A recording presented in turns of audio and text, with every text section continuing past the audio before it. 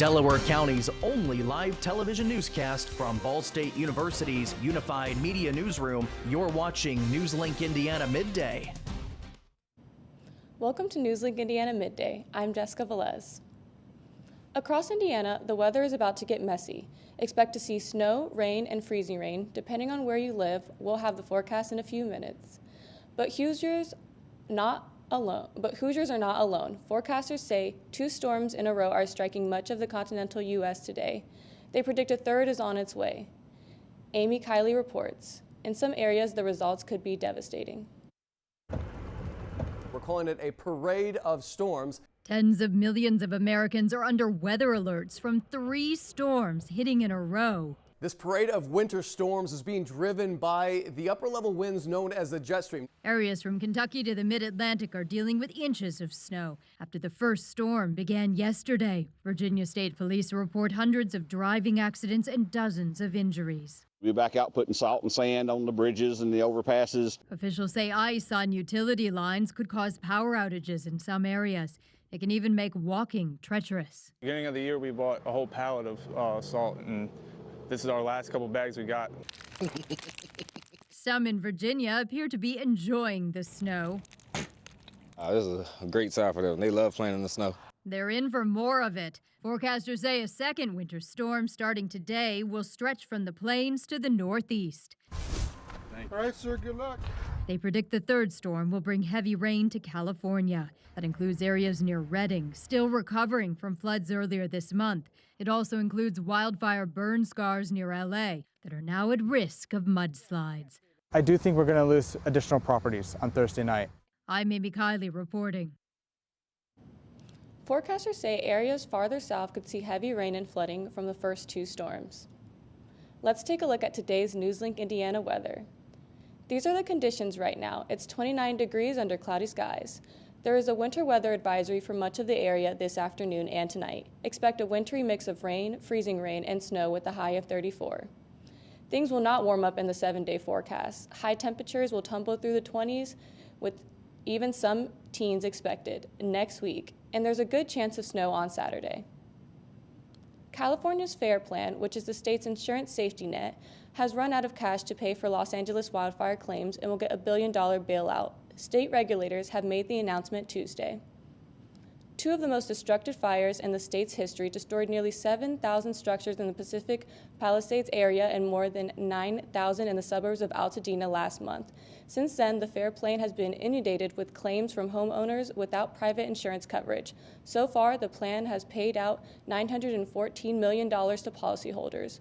The $1 billion bailout is the largest in the history of the plan and will likely worsen the home insurance crisis by raising the cost of home insurance for California homeowners. California's insurance commissioner said new state rules should prevent more insurance carriers from leaving California, and that should stabilize the market. A local dance studio has been striving to break barriers and encourage residents and students to explore the art of dance. Harmony Movement Studios has a unique mission to redefine what an exciting night out on the town looks like. 3, keep it going, 2, 3. 1 quarter turn, and 1, 2, 3. Years after he began dancing at the age of 15, David Finnig opened Harmony Movement Studios as a way to allow Muncie students and residents alike to express their creativity and explore the benefits of dancing. It will help with longevity, it'll help with memory, it'll help with flexibility, with stability, with strength, with balance, with grace, with all of the above. But with music in particular, and this is why I think that dancing is a little bit even more cognitively impactful than even something like a martial art, is because the music also, activates our brain in a different way. Harmony Movement Studio views dancing as a source of communication, and the studio has worked to build a local dance community bonded together by unwavering support and a love for moving their bodies. For residents like Christine Emery, joining Harmony Movement Studios was all about taking a risk and seeking out new communities. Been such a welcoming community that kind of branches out into these other dance communities that are like around as well. And I think there's just a very strong vision of wanting to bring this like joy of just being alive in the body, and that's what I'm all about. So Fennig shared that a large appeal of the studio is that it serves as a safe space for locals and students to dance without the presence of alcohol. The studio puts on daily dance classes Monday through Friday starting at 6 p.m. At the Ned and Gloria Greiner Art Gallery, students are getting ready for the 90th annual Juried Student Art Show. The exhibition will display a variety of student art pieces showcasing technical skills and different stories.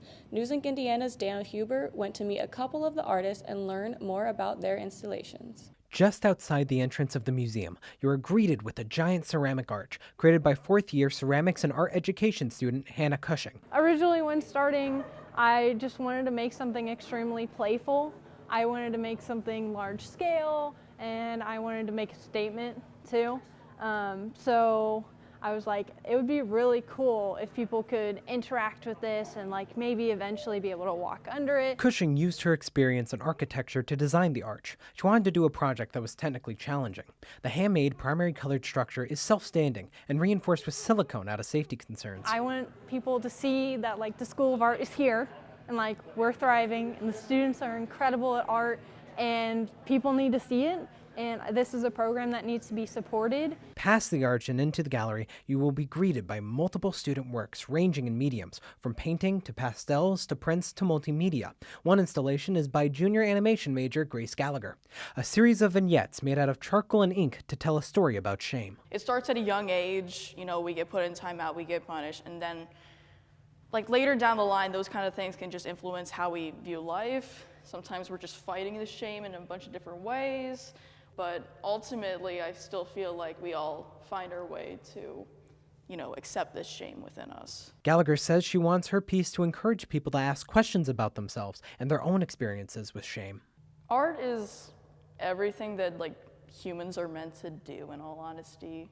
I think it's our best way of communicating who we are and what we want to say. The show opens this Friday, and the opening reception is on February 22nd from 6 to 8 p.m. The exhibition is free for anyone and will run until March 15th. And that's your NewsLink webcast for today. Thanks for joining us. Be sure to join us tonight from 6 to 7 on Ball State PBS for news anywhere, anytime. Go to ballstatedaily.com.